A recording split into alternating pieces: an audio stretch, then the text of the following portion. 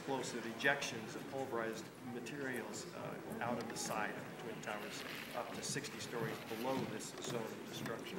When you talk about the collapse of Building 7 in 6 seconds, would you be open to the idea that it actually was a longer collapse? Like, we see that one bit right. where things have been... Yes, we're told that in the 14 seconds prior to the overall collapse, there was an internal collapse.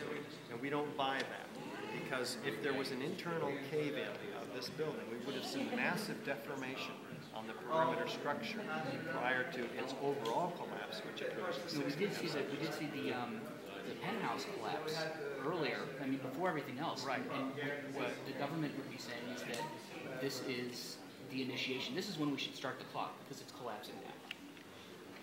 Right. Actually, they say 14 seconds prior to the overall collapse, which includes the 6 seconds between the collapse of the East Penthouse and the overall collapse, and about 6 seconds prior to that, 7 seconds, starting with the failure, as they say, of column 79 beneath. But had we seen what they described in that theory, we would have had an internal collapse of the building prior to the overall collapse. But any such internal collapse, even underneath the East Penthouse, would have caused massive deformation of the perimeter structure at that time. We didn't see any of that.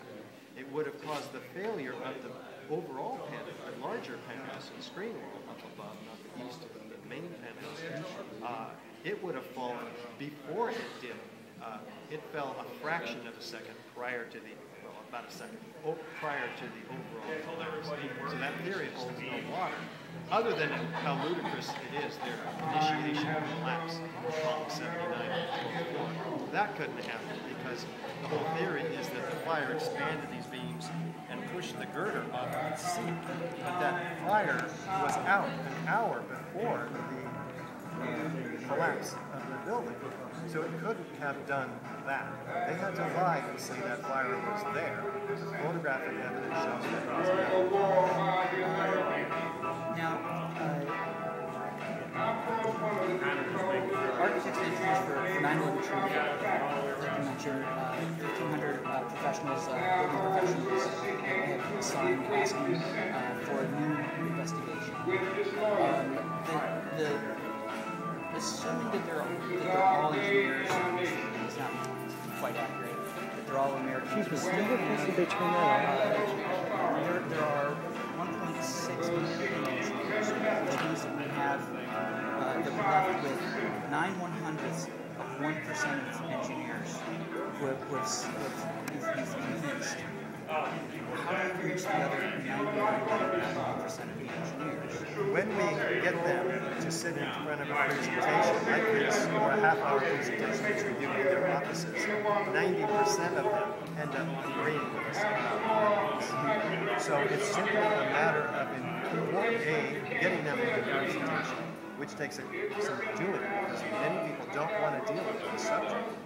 It is a psychological resistance to hearing about any other alternative theory.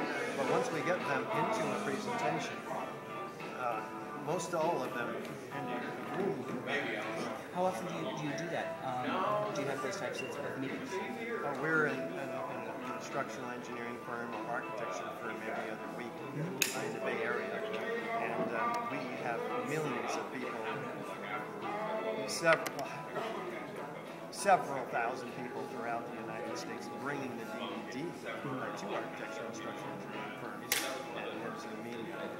So this is working its way into the profession. When you talk about making inroads into the profession, one of I would say that the crucial column would be the peer-reviewed journals. That's the one that you've got to crack in order to bring down the facade of the official story. I give you that metaphor. So, in order to make that really important inroads, would be the peer-reviewed journals. We don't have peer-reviewed journals in the architecture world that I'm aware of. You do have peer-reviewed paper, of course, the nanothermal paper stands on its own. I'm not aware of any in the architecture. Well, I'm thinking of like the materials and civil engineering journals that, I'm at Georgia Tech. We have dozens of journals, and I found 10 materials in civil engineering journals that would be respectable and would be that would be where I would focus my attention economically. I mean, that's if you can convince a board of editors and 3 peer reviewers, that's a huge step. There are a number of papers put up on the Journal of 9/11studies.com, which is a set of peer-reviewed papers, dozens and dozens of them, some of which have been published in peer-reviewed journals. So I'm not sure which ones, but that has been accomplished. Some of them in response to Dr. Bazan, who supports the official story. And then I have to ask you about Jonathan Gage. Jonathan Kay? Kay? Is it? K-A-Y. K-A-Y. His book just came out this week. Yeah, Among the Truth. Yes. I read the book, shipped when it, I pre-ordered it. So what did you think about it? Did you read it? I scanned through it looking quickly because I just got it before my appearance on Canadian, their version of Canadian PBS. It's called TVO. We had myself, Barry Zwicker, Paul Zaremka in response to Jonathan Kay.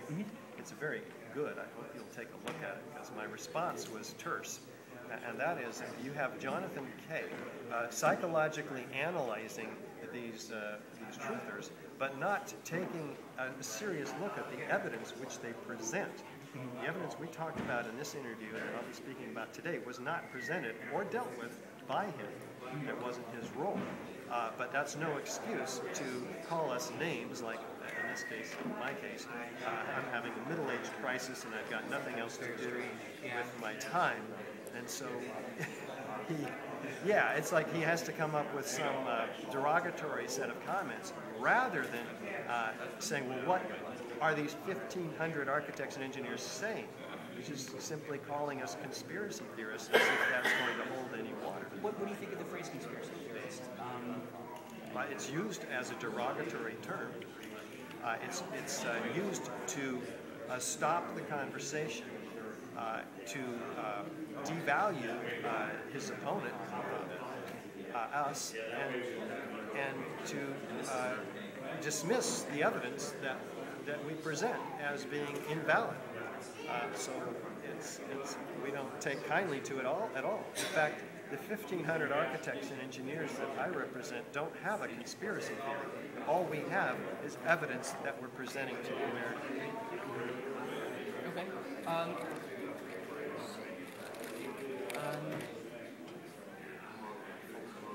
That's really what I have. I mean, I know you have things that you have to do, but I think that'd be fantastic if you'd like to. I'm sure I'll probably develop some follow-up questions. Yeah, but yeah, thank you very much. The time has come for America to hear the truth about this tragic war. There comes a time when silence is betrayal. There has never been such a monumental dissent during a war by the American people. Now, of course, one of the difficulties in speaking out today grows out of the fact that there are those who are seeking to equate dissent with disloyalty. It's a dark day.